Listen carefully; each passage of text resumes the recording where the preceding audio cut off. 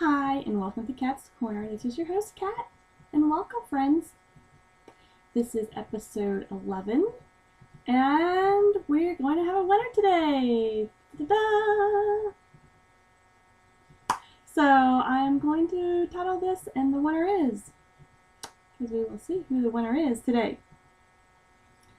You can find me on Ravelry as Cat Straight. And for the board gaming section, if you're interested in that, you can find me at Board Game Geek as Moraine A. Sedai. The links will be posted in the show notes. We are now on YouTube. I've finally uploaded all the videos and episodes to YouTube. So if you're watching this from YouTube, go to... I just forgot the blog website. WordPress.com, Catherine Straight, I think. If you go to the Ravelry site, there should be a link under each of the videos, if I did it correctly, that will link you to the blog. So, for those YouTubers. And I'm still working on getting the YouTube thing all fancy-fied and stuff, so it is a work in progress. But if you're coming from YouTube, hi and welcome. So pleased you're here. There is a Ravelry group for the podcast, Cat's Corner, on Ravelry. That's how you get entered into the giveaways. So go and check it out. Just by joining the group, you can get entered into a giveaway. That giveaway is for 50 members, which we're going very, very, very slow. So I may be talking about this forever, but it will be for a hand-carved stamp of a yarn ball that looks like that. That will be randomly drawn and from the first 50 members. And then that member will get to gift a friend a second stamp. That friend has to be within the Ravelry group. That stamp looks like this. And the image is that one. So, they are both freehand carved, whatever you want to call it, by me. So you'll get one of those fun things once we hit 50 members. And that will lead us to the giveaway we're going right now. It's for the Capistrano Fiber Arts yarn.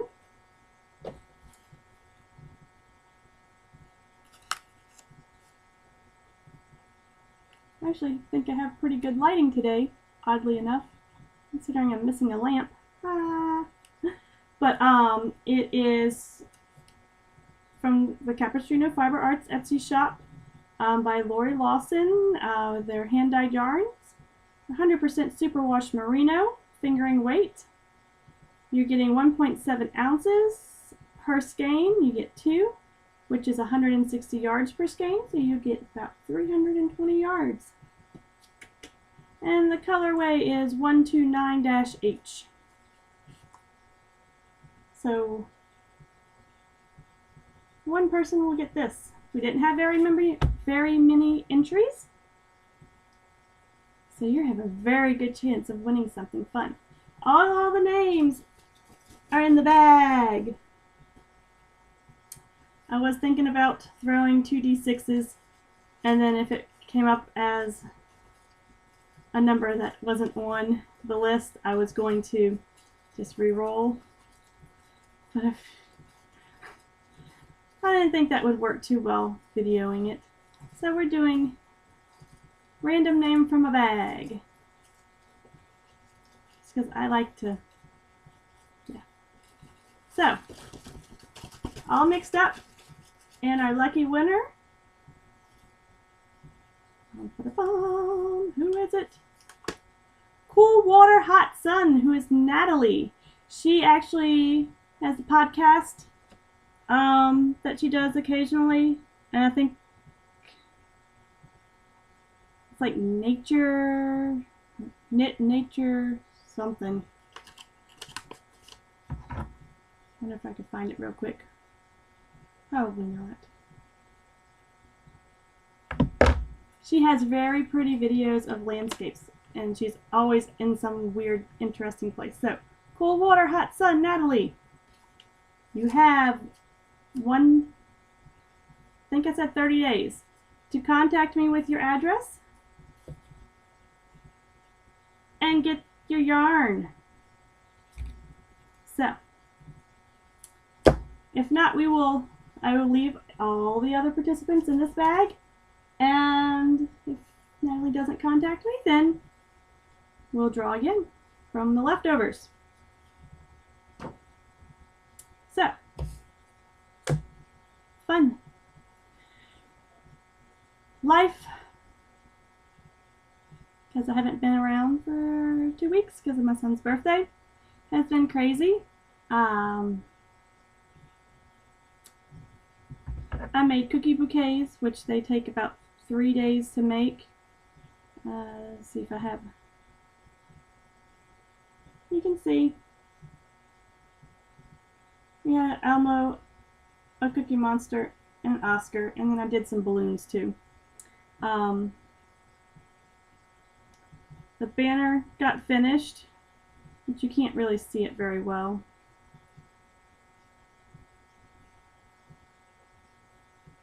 But that's what it was. Let's see. The party went over really well. Everyone seemed to have a lot of fun. The kids didn't want to open their gifts. They would rather play than open presents, apparently. Which, you know, they're kids. I guess next year, I think Linus will be super into the opening of gifts part. After the party, I had major sinus infection. Fun. That I'm still fighting with. I'll be fine one day, and the next day I'll either have sinuses or the headache from the sinuses left over, or yeah. I do not wish sinus problems on anybody. Not the most fun thing in the world. Especially when you're having to constantly take sinus medicine, and then you get like that sinus medicine foggy head thing, and you're sitting here trying to pay attention to your child because you're trying to watch him, and you're sitting here like, oh, that's good. Oh, yeah. Not fun. So I try to only take like the major medicines on the weekend and just try and deal with the rest during the week so I don't have the foggy heads.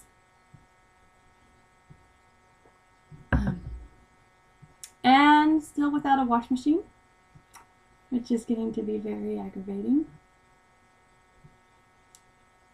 He now thinks that he's going to have to take the wash machine apart because he thinks something might be broken on the inside.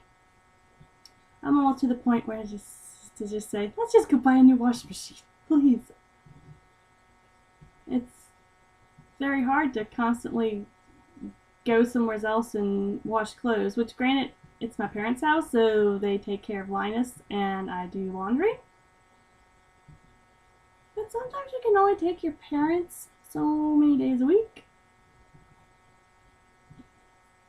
And then not being at your own house like you're used to, and things just get really thrown off schedule. And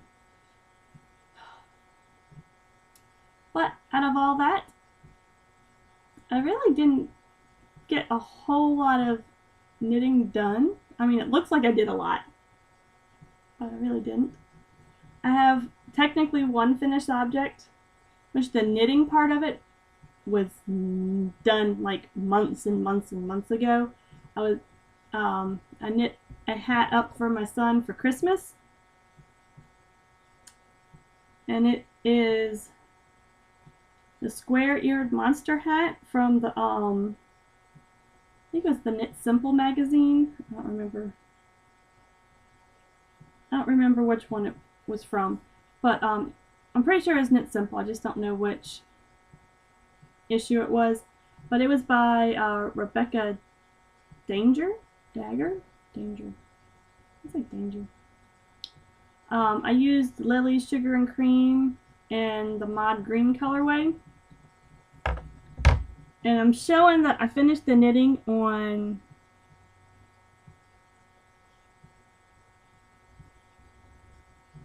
looks like October the 11th of last year, but I never put the face on because I didn't want to do their face, and I kept trying to figure out, well, how do I want to do this face? Well, I finally figured it out. It's the day before Linus's birthday party, and so while I was wrapping his presents, so I finally finished it. Now it's too big for him because I didn't check my gauge, because I'm a bad knitter who never checks their gauge, really. I'm very bad. So I figured if it's too big, they can always grow into it. If it's too small, I'll give it to somebody else. But this is how it looks. I liked the face that I came up with. And the ears are floppy. And I was supposed to do like another inch higher on the hat, but I was getting really close on the end of the skein of yarn, so I just stopped. This is how it looks. And I have a very small head, so it'll eventually fit him. I made him wear it for a picture, and he looked cute in it. Okay. I might be getting more use out of it than him, because it looks like he's going to wind up with a small head like me. Because every time we go to the doctor, they're always like, oh, his head circumference is really small. Sorry, I can fit into kid-size hats.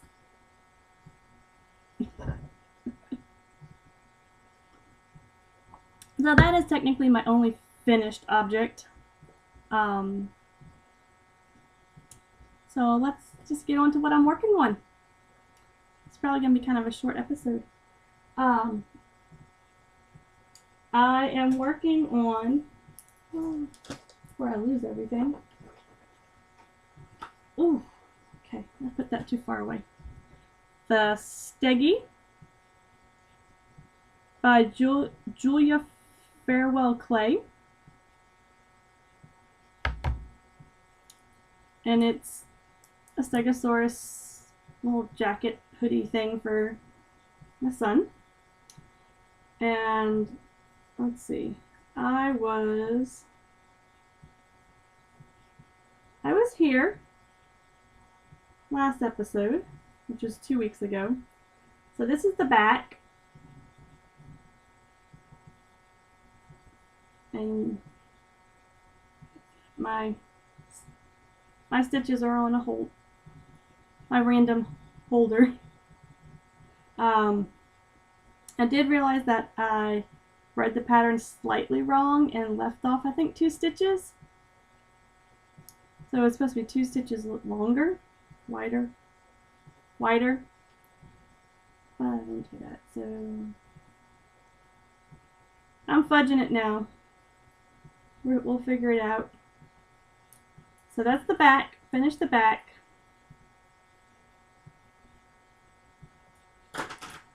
And started, I think it's the left front.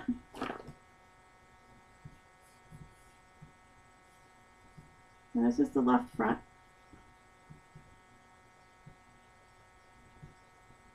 Now, the pattern doesn't say to use 2 colors for the front. This is all me, because I don't think I'm going to have enough of the green to do the entire sweater or the blue to do the entire sweater. So I'm doing the blue as the edgings and the green as the main body. Don't do color work a whole lot. So when I was switching back and forth between the colors, I was getting this really crazy ridge messed up stitch pattern right here because I was just couldn't remember how to do it, because the only time I usually do color work is if I'm changing at the end of rows. So I had to YouTube how to do it again. I have to do it all the time. I need to do more color work so it sticks in my head how to do it. That's what I need to do. But I think it's coming out super cute. There would have been a whole lot more of this done. The left side probably would have been completely done if I hadn't decided to completely rip it out and start over again. Well, start over where I started the green, just because this edging was really bad where I changed the colors. But look how nice it looks now. I'm happy I ripped it back. I probably would have been very upset if I would have left it how it was. Especially since I figured out how to do it when I got to the armhole shaping. So, left front, I haven't worked on it in a couple days. Most of this was done the week prior, last week. So, I'm not used to having 2 weeks to have to discuss.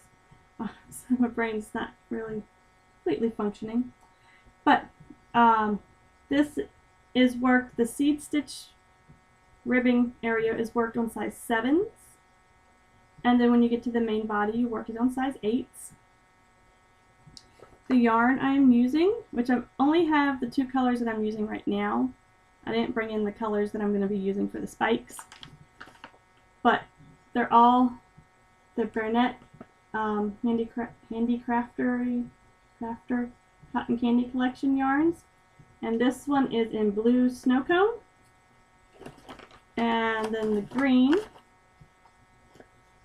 is in lime burst. And they're both 100% cotton. So that's about how far I got on that one. Boom. What's next? Mystery shawl or new thing that you haven't seen yet? Let's do mystery shawl. Okay. Okay. I'm realizing my son says that a lot. Yes? Okay. Yes? Okay. It's probably because I do it all the time. I answer myself. Okay, so the last clue came out. So clue 5 is now out. I'm in the middle of clue 5. So if you are further behind on the Josh Reichs, one of these days I'll get that name right. Greek Fire Mystery Knit Along, Shawl Knit Along, or close your eyes, fast forward if you don't care. Here it is. The yarn I'm using is some hand spun yarn that I got in Oregon from one of the owners of the shop Knit a Bit. It doesn't even really look like a shop because it's like right next to, like it's on their actual house property land. My brain's really messed up right now. That she sheared from her own animals and then spun up. So I have a blue, a gray. Let me put that back in my bag so I don't lose them and drop things all over the place like I always do. And where's the brown? And the brown, which is not that dark of a brown. For some reason the brown always looks almost black, but it's not. And let me put that all there so it doesn't fall. I'm using Addi Turbos size 5, 40-inch needles. And let's see, size 5 is, I'm going to do this right. I'm going to tell y'all. Size 5, which is, looks like 3.75 millimeters.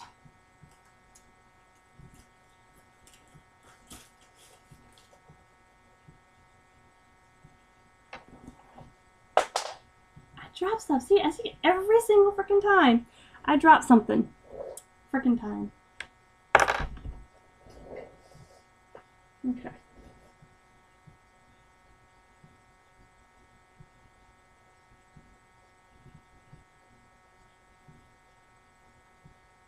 Try and spread it out as much as possible without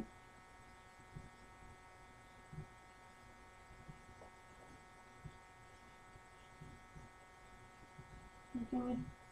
See?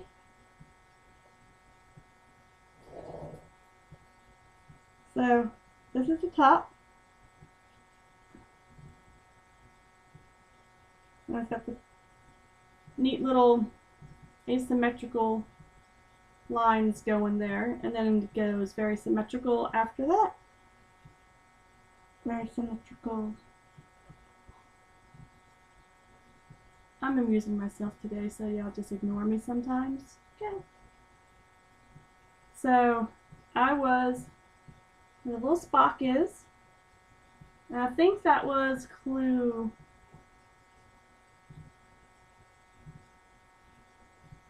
I think that was in the middle of clue 3. 1, 2, 3.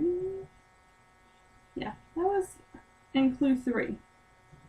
So, and I've been pretty good about getting each clue completed within the week before the next clue comes out. So that's very exciting. So clue 3 was this. I don't remember exactly where it stopped. I think it stopped somewhere up in here. And then clue 4 was this area here. And then clue 5 is, I'm so afraid that I'm gonna like completely lose all my stitches off my needle.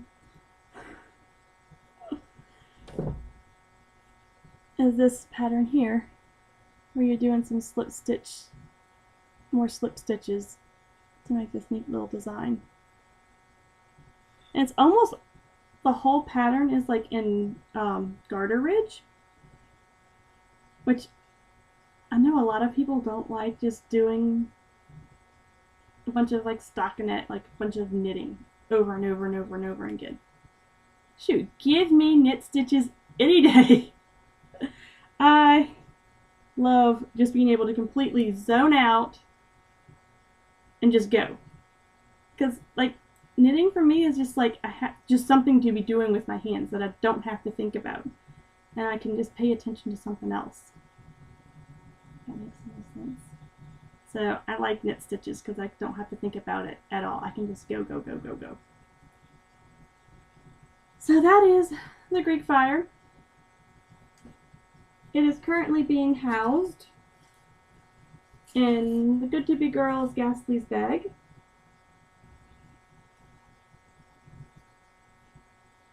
Which I'm going to eventually figure out how to make a nice size baggie like this, but I have to go buy more material apparently, because the amounts of material that I have is not a whole lot because I don't typically sew, and I've just started doing it, so I need to go and purchase some more material so I can make some bigger bags and stuff, but I will figure it out. I'll make sure I'm not going to lose things. Everything is just very precariously placed right now. Okay, so that's that. And then the other thing that I'm working on, which I started working on it initially, like, I think a couple months after Linus was born. So that's almost 2 years ago. And it's a lace pattern, which I haven't really ever done a lot of lace before. and I wasn't like super focused on knitting at the time. I liked it. It's always been a great hobby and I would enjoy it, and I was always pretty decent at it. But it hasn't been until like this past year that I've gotten like super dedicated, like I'm going to do this and I'm going to do it good and I'm going to. So in the midst of trying to do lace with a newborn and only being able to work on it at like maybe 30-minute to an hour stretch at a time while he was napping, like once a day or so, because I had to take one of his naps for me to take a nap because I was going crazy. Because by the time Nate would get home, I was just so exhausted. So after a couple months of trying to do that, I just got fed up with it. I'm like, this is just gotta sit. I can't do it anymore. My brain just not working. So I finally decided to pick it back up while I was waiting for Clue 5 to come out. And I had finished Clue 4. So what I am working on, see, more things I dropped. Ooh, and I'm almost what should I do? Okay, put that back in. I am doing, and this is in the Vogue Knitting Spring Summer of 09. Whoa! I'll pick that up in just a sec. I'm going to be showing that to y'all in a little bit. It is the star motif pullover. And let's see if I have a designer. Probably will have it in the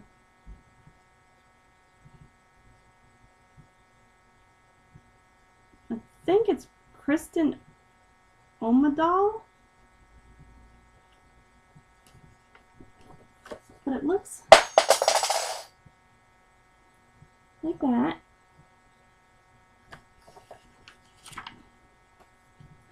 And you work it,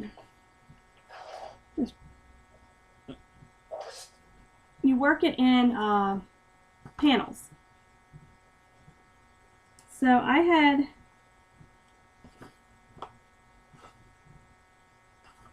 literally going to drop every single thing today, it seems like.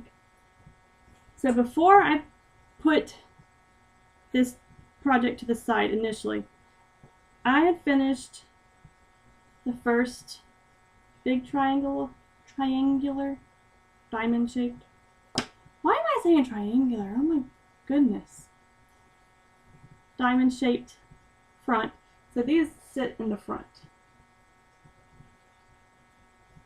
So you have one on the front and one on the back, and then it's going to stretch out, and once I block it, it's going to stretch out more and open up the holes.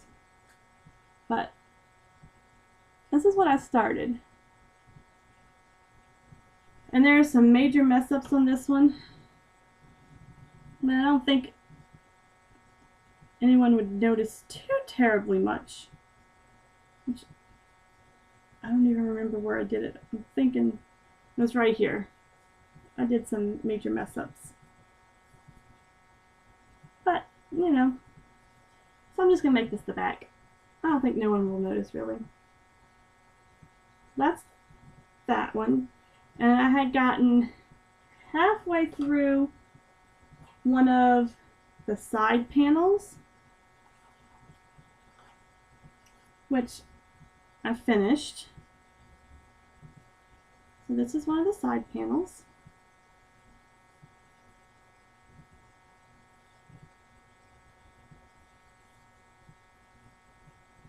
And I've started the other, which is going to be my front panel if I don't mess it up too bad.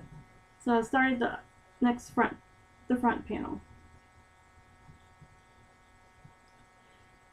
And the yarn that I am using for this pattern,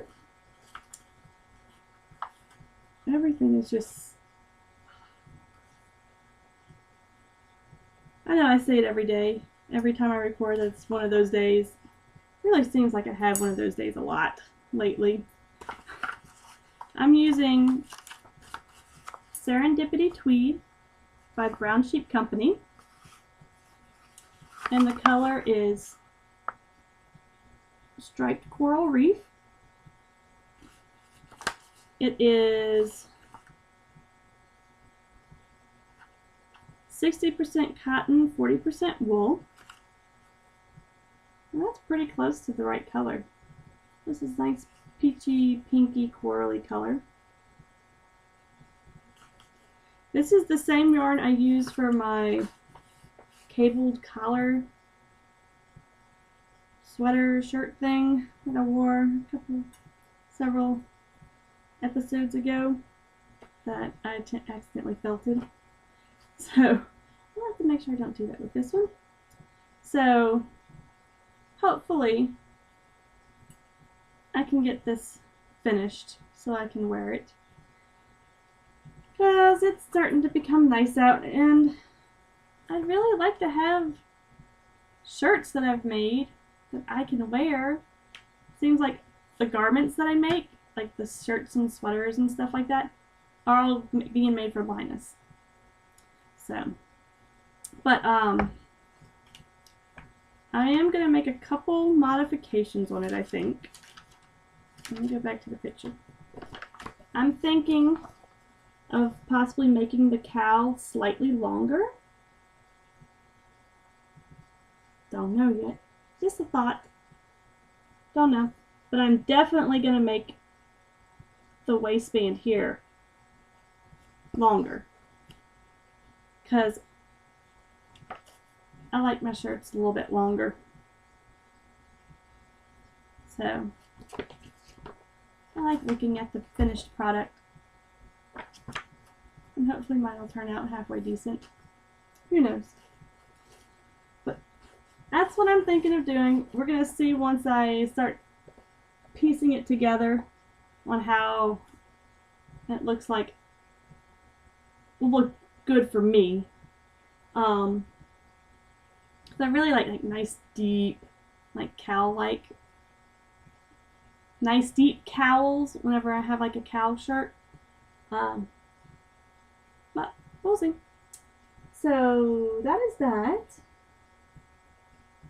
And that's all I'm working on. I do plan on starting some socks for Nate. I'm thinking after I finish the Mistress shawl, probably. I'm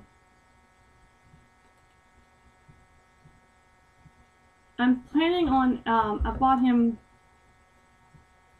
the, I think it was Starry Night or something like that, while we were up in Oregon by Black Trillium. So I was going to make him some socks with it, and I found a Star Trek emblem type pattern that I'm thinking about doing for the leg of it. So I'll have to figure out how many stitches that's going to take so I can make the full circle, and how many he needs for his foot. And I bought the OMG heel pattern, so I'm going to attempt to try and use that and see how I like that pattern. I know everybody's big on the Kiss Lips fish heel right now. I just don't want to take all that time out to read all that information yet. So I'm going to try that, the OMG heel, and see how that works. But hopefully I'll have it started next time, so you can kind of see that. Another plan that I have is Nate's brother's birthday is coming up soon, and I usually try and do some sort of a Minion-esque type pattern for him. I've made him a stuffed Minion. I did a Minion hat for him for Christmas this year. So I'm thinking either like Minion coasters, or like a little pencil box, or kind of like basket, depending on, I have to go see how much yellow yarn I have left. because I'm trying to not go and buy any more yarn. So I guess the project's going to depend on how much yellow yarn I have left, because I do tend to buy a couple skeins of it, knowing that I'll use it for him. But we'll see. I might even use the bright yellow one that I'm going to be using in Linus's Steggy pattern. So it'll be like a brighter yellow instead of the normal yellow I use. We'll see. So those are two projects that are spinning around in there. I was thinking that maybe we can do like a Cosmos themed knit along or something like that, so I can kind of go along with my socks, since it's kind of, you know, Star Trek is the Cosmos and the name of the yarn is like stars, I think. So I think we're gonna do a knit along, and we'll have some kind of a prize to go along with it. And I'm thinking we'll do it for 2 months. We'll start April 1st and we'll end of May. Whatever day would be the day that I'd be podcasting on. I'm thinking. We'll see on the end date. And it's going to be some sort of like a Cosmos type thing. So it could either be, you know, the colorway is something to do with the Cosmos, or, you know, the pattern is something to do with the Cosmos. You know, something like that, you know. Knit, crochet, fiber, whatever you want to do. Hey, I'll even take, you know, sewing projects and, you know, just something that deals with the Cosmos. It doesn't have to it's not going to be a knit along. We'll call it a craft along. I've heard a couple people do that. So it's going to be a craft along. And you can knit, you can crochet, you can spin fiber, you can dye your own fiber. If it, you know, you're taking inspiration from the Cosmos. You can sew something. Shoot, carve something. I don't care. Just have fun. Show me some fun things. So we'll start that April 1st. Kind of last minute, but I don't care. Double dip. I'm planning on joining a sock along possibly with this one, so maybe some other stuff. I don't know. However I can fit it in. Double dip as much as you please. I don't care. More chances to win things possibly. So I'll find some sort of a prize or something to go along with it. Might go visit the local yarn store and see if I find something fun. So that is all of that. I did want to mention, thanks to Amy of Hops and Hanks, we are actually going to be starting our virtual knit night tomorrow night. She contacted me last week before last, I don't even remember. After I had mentioned that I was wanting to do it, she had said that she was wanting to do it too. So, throwing ideas back and forth, she pretty much took the reins, which is great because I would have been super slow in getting everything together. But she contacted 2 other people that are in her podcast group who are very active, and to see if they might be interested in doing it. So we're going to have a group of 4 tomorrow night, and hopefully get all the bugs out, if there are any bugs to clean up. And I think we're going to be using Google Hangouts. So if you are still interested in doing the virtual knit night, you know, let me know, so that if everything works out right, then we can let you know next time we do it. I'm kind of hoping to do it maybe, I know earlier I said like maybe once a month, but if people are willing to do it more often, you know, I'm usually up for it. I mean, it gets adult time for me, which is wonderful. When you talk to a 2-year-old who you don't understand half the time anyways, you know, it's like, I can actually understand you. You actually make sense.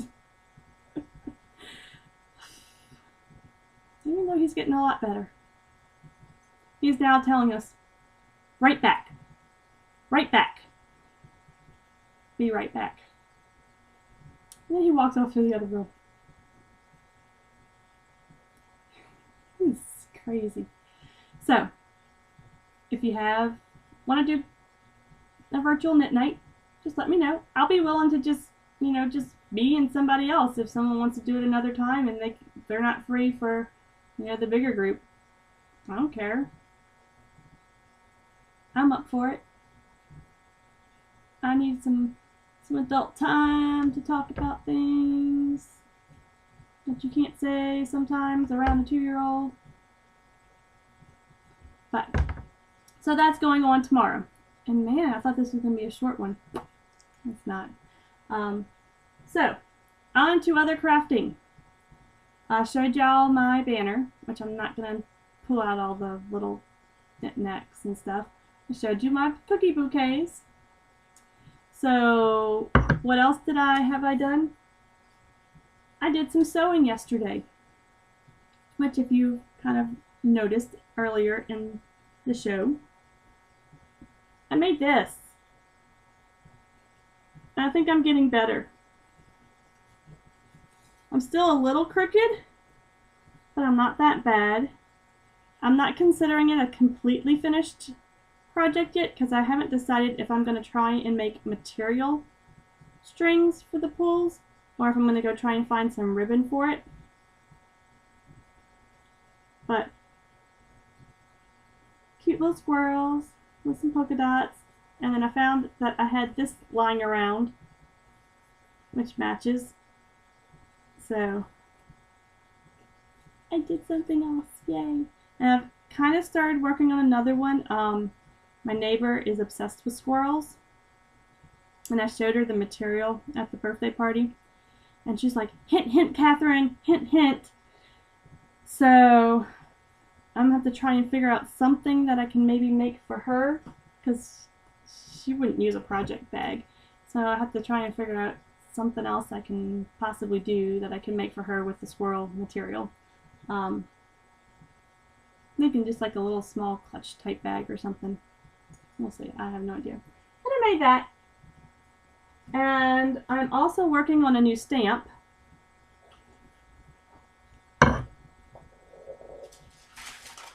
Which I will be carving up later because it is an order.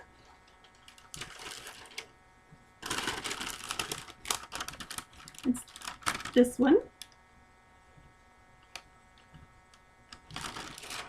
So she wanted her initials overlaid over the fleur-de-lis, and the lettering is supposed to kind of be reminiscent of the New Orleans street tiles, which if you don't know what that is, in New Orleans on the corners of the streets, the names of the streets will actually be on the sidewalk in like ceramic tiles, and they're normally a white background with blue lettering. So I had to go find some font that matched as close as possible that I could actually use, since it's going to be an item that I'm selling, so I have to make sure copyrights and all that is legal. And then I had the idea that instead of, you know, just trying to carve out the letters so that they'll show up, but to actually completely carve the letters out, so when you stamp it, the letters won't be stamped at all. It'll just be whatever the paper is behind it. And I'm like, that would look totally awesome. So I messaged them to see, you know, what they thought about that, and they're like, very interesting, but pretty genius. Yes, let's do that. And I'm like, okay, good, because I think it would be really cool. So that's kind of the idea for that. So I'll probably just have pictures next week of what it looks like, because as soon as I get it completed and it completely, all the flakes of rubber and stuff I get out and stuff from a quick little wash, and dries out, then they'll be going in the mail. So I got that, and I think that is every single crafty thing I have for you today. So if you're done with the craftiness and you don't want to log your plays with me, then bye-bye. If you're ready to log your plays, let's get going. So I know I had mentioned that I had gotten a beta code for the Elder Scrolls Online. It took 2 days to download the game. I don't know why. It was going super, super slow. I'm assuming it was on their end because our modem was showing that it was doing everything right, and I was downloading other things that were going super fast when I would pause the other, but I don't know. So by the time that I got that up, I tried to log in, and it said that the beta session was over. So I was like, no, I didn't even get a chance to play. So I don't know. I don't know if I did something wrong or it was only for like a couple days you could use the beta. But they are doing the pre-orders for it now, and so you can get early access if you pre-order. So I'm thinking maybe of doing that so I can play. I got very excited, and now I feel kind of let down that I didn't get to play, to even try it, because it took 2 days to download. So that was a side first. So other than that, we did, Nate and I did get one game in. We played Amers. Hold on, let me get it, because I can't pronounce it. Let's see.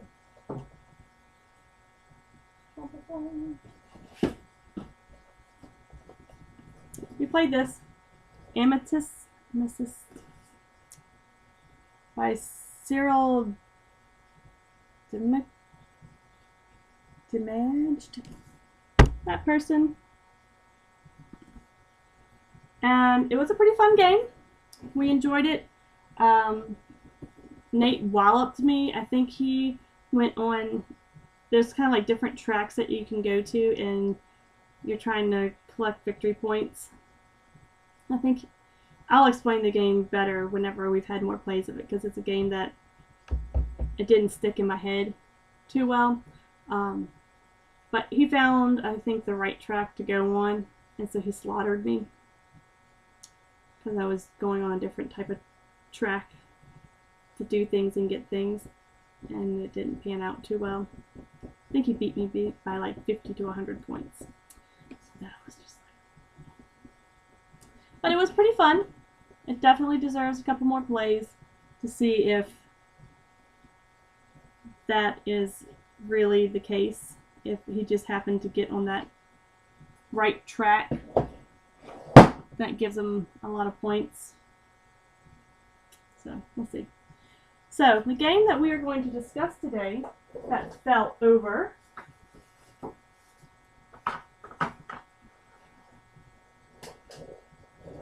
which I think is very appropriately a very appropriate game to discuss, is Sheer Panic. It is by the Lamont Brothers.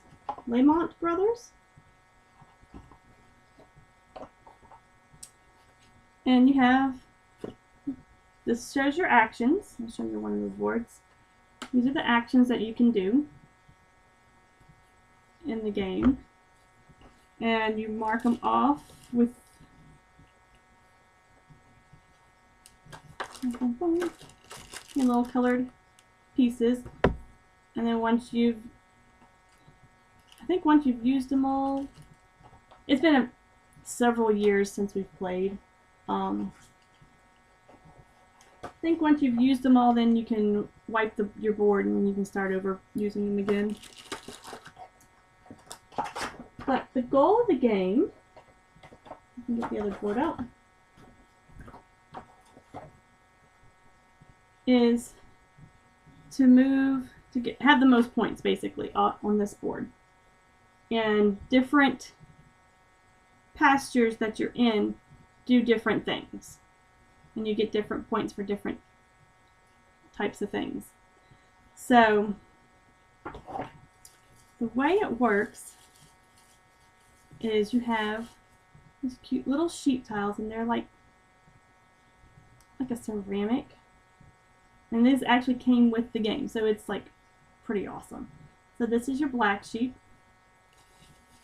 whose starts off in the middle of the herd, and then you have these little white sheep, and then each player's color is on the back. So you have two of your own little sheep. 2 or 3? I think it's 2. Yeah. 2 of your own sheep. And what you're trying to do in each phase is you have the ram and the shearer. So usually on the ram, you're trying to get your sheep as close to him as possible. And then on the phases with the shearer, you're trying to get as far away from him as possible. And you do different types of moves to maneuver your sheep either closer or further away.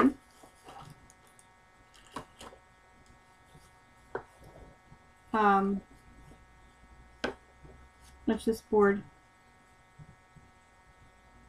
tells you. And I'm going to have to hold up 2 boards. So these little numbers here, those tell you how many actions it takes to do this one particular action. So you'll be starting, of course, at 0, and you'll move everyone's pawn, I guess, the main pawn that keeps track of what pin you're in. Each person will move however many actions they did. So that's how you keep track of where you're going. So the pins, maybe only a couple actions in one pin, depending on if someone decides if they want to use an action that takes 2 actions or 1 action. It's the same action, but it costs different amounts. So you can kind of, plan where you want pieces to land. If the group, I'm going to call it the group's action piece winds up landing on this red dot, then you get to roll a special set of dice that lets you do a special move.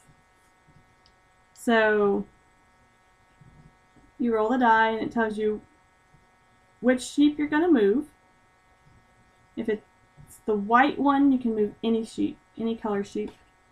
And then this tells you whether they go horizontal or vertical, or they go diagonal.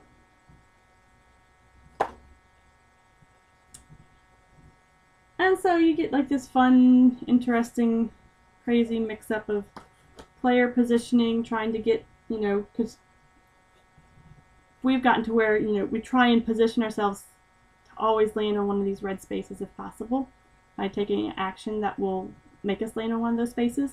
So you get that extra chance of either screwing your opponent over or helping yourself, which is usually both. Usually on the rounds where the sheep shearer comes out, the sheep that are closest to the shearer go bye-bye. So you can possibly lose sheep. So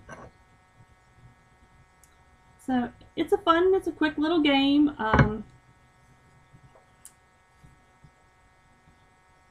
It's kind of a little bit more like a strategic game, where I think that's one of the reasons why Nate and I have kind of stopped playing, because Nate's more at, kind of like the chessy, think a couple moves ahead to position your sheep, trying to figure out what you think your opponent's going to move, how your opponent's going to move, so you can figure out how you're going to move, that kind of thing. And I'm not big into that, even though I like the sheep, and you can do some fun things like ram the fence, and then all the sheep go forward, whichever side that, you say that they're going to go to.